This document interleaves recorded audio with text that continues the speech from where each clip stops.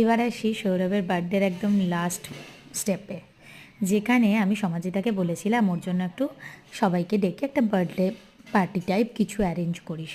আর ও যাই করে সেটা একদম আলাদাই লেভেলের হয়।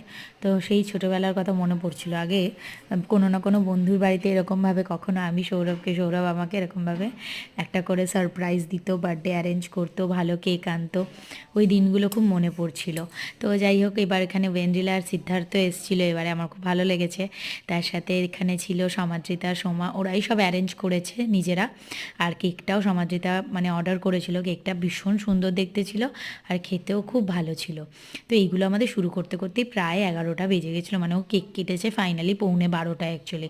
সব কিছু কাজ টাজ শেষ করে আমাদের যেতে অনেকটাই লেট হয়েছে। তো তারপরে দেখতেই পাচ্ছ কেক কাটা হলো, আর সত্যি বলতে ঘরটরগুলো কি সুন্দর সাজিয়েছে সেই আগেকার সময়ের মতো। আর তার সাথে আবার বাচ্চাদের মতো কত গিফট দিয়েছে, মানে সৌরভ মনে মনে খুব খুশি হচ্ছিল, কিন্তু দেখাচ্ছিল যে না এখন বড় হয়ে গেছি।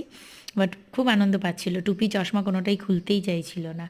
আর আমরা কিন্তু অল ওভার এখানে খুব আনন্দ করেছি। এটার পরেও রাত্রিবেলা হরর মুভি দেখা হয়েছে, খাওয়া দাওয়া হয়েছে। তো সব কিছু মিলিয়ে কিন্তু বেশ মজা হয়েছে আমাদের। আর এরকম একটা বার্থডে কিন্তু বন্ধুবান্ধব না থাকলে সম্ভবই না। সকাল থেকে আমরা অনেক রকমভাবেই বার্থডে সেলিব্রেট করেছি, এটা সত্যি কথাই। কিন্তু যখন বন্ধুবান্ধবরা একসাথে হয়ে গেছে তখন আনন্দটা এক ধাক্কায় দ্বিগুণ হয়ে গেছে। আর এরকম সময় কাটাতে পারলে সত্যি ভীষণ ভালো লাগে।